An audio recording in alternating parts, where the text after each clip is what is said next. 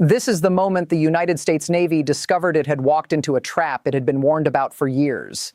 If you were watching the tactical screens inside the USS Frank E. Peterson on the morning of April 16, 2026, you would have seen something that no American naval officer had seen since the Second World War. You would have seen missile launch signatures, not one, not five, not 10, appearing simultaneously across a 200-kilometer stretch of Iranian coastline. Mobile launchers firing from mountain roads, launchers firing from hidden valleys in the Zagros range, launchers firing from hardened underground complexes that American intelligence had spent years trying to map and never fully found. 300 Fateh-110 missiles in the air at the same time.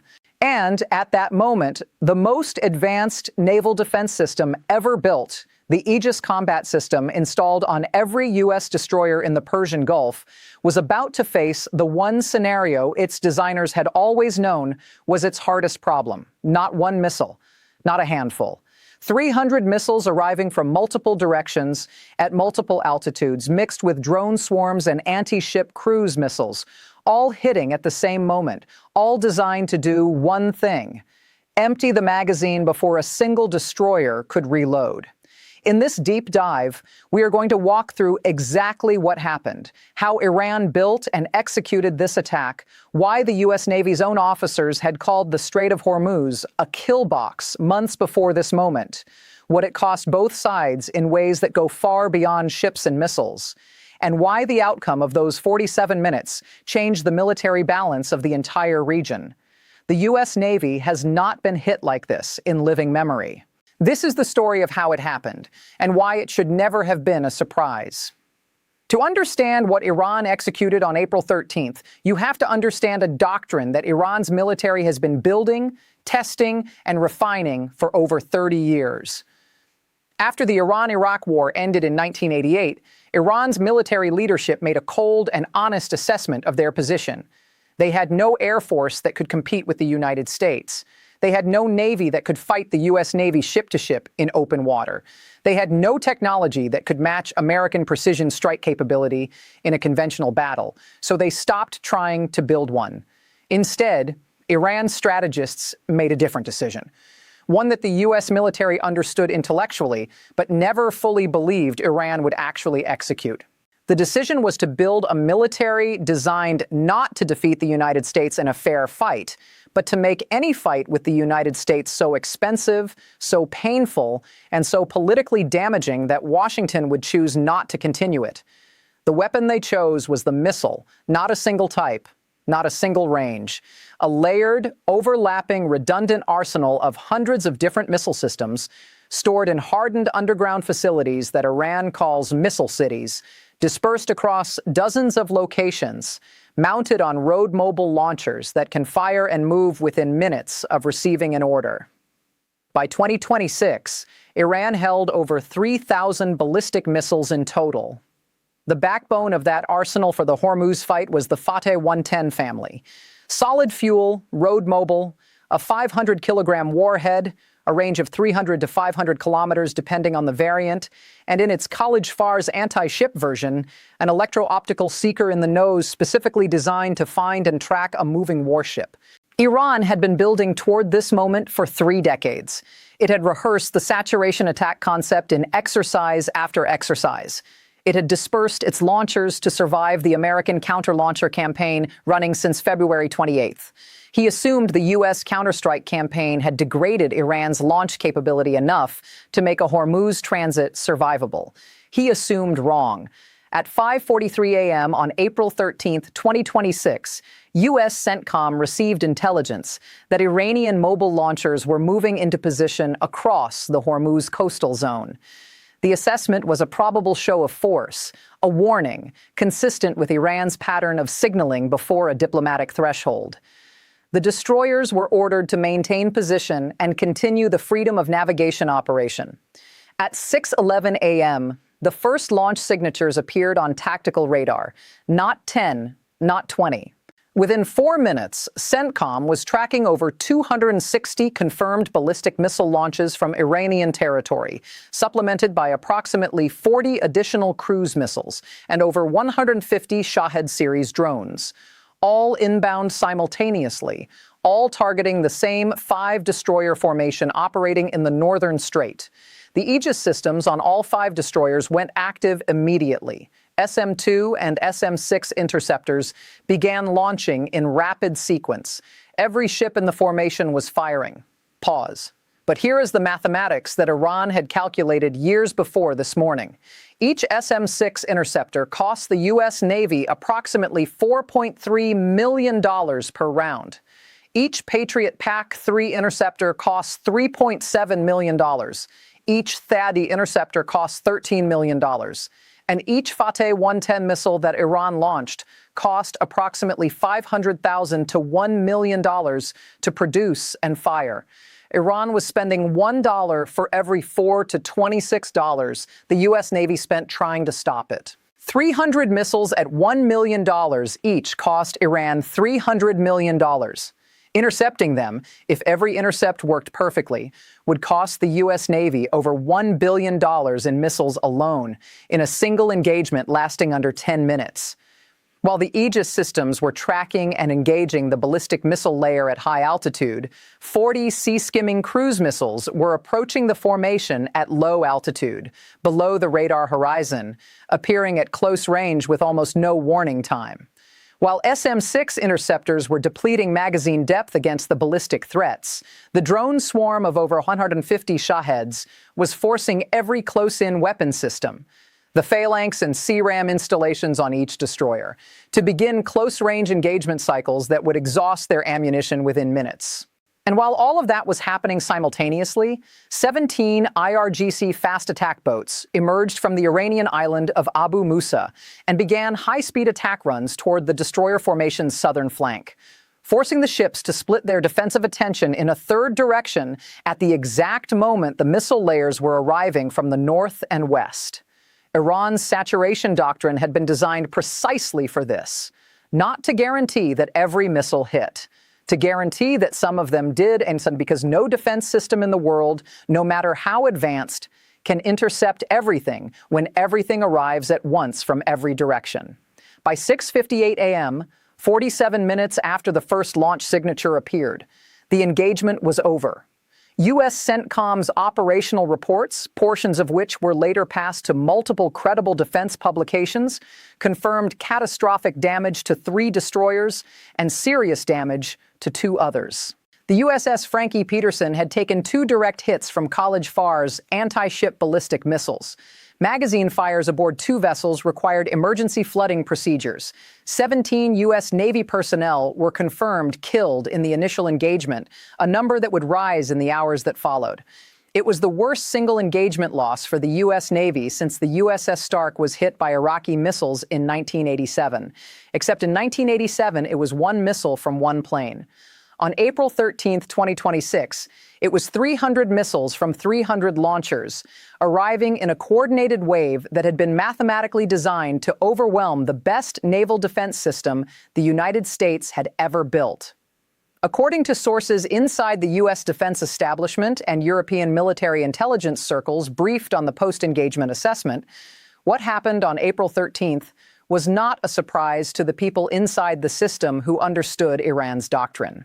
It was a surprise only to the decision-makers who had been told what they wanted to hear. A classified internal review of the Hormuz operation, details of which were leaked to 2 separate defense publications within 72 hours of the engagement, revealed that the U.S. Navy's own assessment of the strait environment, produced in February 2026, had specifically described the strait as a tactical kill box.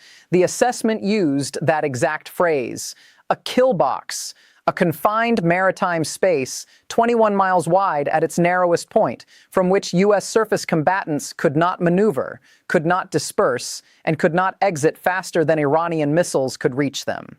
A senior Navy commander had circulated that assessment to CENTCOM leadership and to the Joint Chiefs. The conclusion was explicit. Operating Aegis destroyers inside the strait without air supremacy over Iranian coastal missile sites was a high-risk operation that could result in serious losses. The decision to proceed with the freedom of navigation operation was made at the political level, not the military level.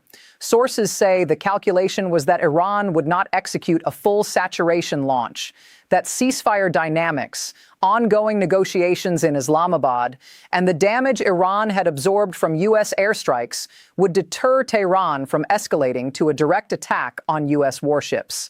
The elite calculation in Washington looked at the ceasefire announced on April 8th.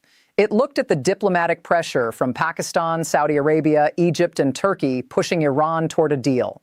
It looked at 3 weeks of successful U.S. counter-battery operations that had reduced Iran's daily missile launch rate by 86% in the first week of the war. It concluded that Iran was too weakened, too isolated, and too close to a negotiated exit to risk the consequences of killing U.S. sailors. They realized too late that Iran had made a completely different calculation. Iran had decided that allowing U.S. destroyers to transit the strait freely, demonstrating that U.S. warships could move through Iranian-controlled waters without permission, was a form of defeat the regime could not survive politically. A regime that had spent years telling its population it could send American warships to the bottom of the sea had to either prove that claim or watch its deterrence credibility collapse entirely. The decision was made in Tehran. Prove the claim. Why did Iran fire when every analyst said the costs would be catastrophic? Follow the survival logic, not the military logic. Iran's leadership does not make decisions based on whether they can win a military exchange with the United States. They make decisions based on whether the regime survives. And by the morning of April 13th, regime survival and military action had become the same calculation.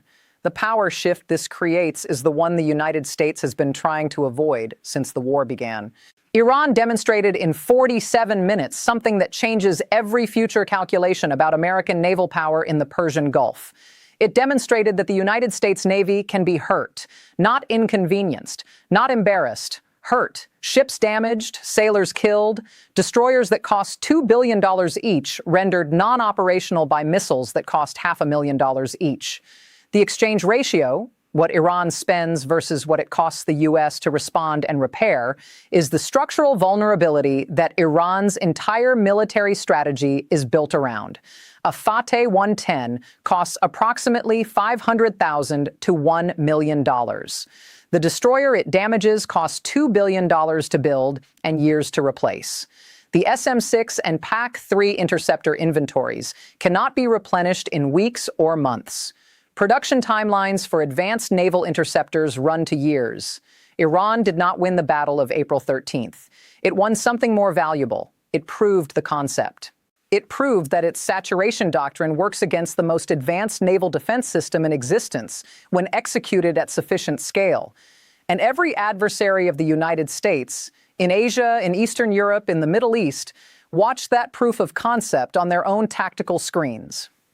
For the U.S. Navy, this is not just a tactical setback. It is a doctrinal crisis, the forward-present strategy. The idea that American surface combatants can operate in contested coastal environments and project power through deterrence alone has just been tested against a real saturation attack and found to have a ceiling. Every adversary now knows the number. Here is the domino effect, and it is already moving. If Iran can execute this attack while absorbing weeks of U.S. airstrikes on its infrastructure, then the assumption that degrading Iranian launch capability makes Hormuz safe for U.S. surface combatants was wrong. If that assumption was wrong, then the entire U.S. strategy for enforcing freedom of navigation in the Persian Gulf needs to be rebuilt from the ground up. If that rebuild takes months, then the Strait of Hormuz remains effectively under Iranian control for longer than any oil market or political timeline can absorb. Beijing is watching this more carefully than any other audience on Earth. China has been developing its own saturation doctrine against U.S. carrier strike groups for over a decade. The DF-21D and DF-26 anti-ship ballistic missiles designed to do at carrier range what Iran's Fateh family did to destroyers at Hormuz range. What happened on April 13th is the most significant real-world validation of the saturation concept against a live Aegis defense that China's military planners have ever had access to. Every data point, intercept ratios, magazine depletion rates, response times, the effectiveness of the drone plus cruise missile plus ballistic combination is being studied in Beijing with attention that no exercise or simulation could ever match. Where is the U.S. response that restores deterrence? It has not been defined because every option is either slow or escalatory or both. Deeper strikes on Iranian missile production facilities risk killing the ceasefire diplomacy entirely. Withdrawing surface combatants from the strait rewards Iran's aggression with a visible strategic victory. Demanding Iranian disarmament of coastal batteries as a ceasefire condition is something Tehran cannot accept without collapsing the regime's domestic legitimacy.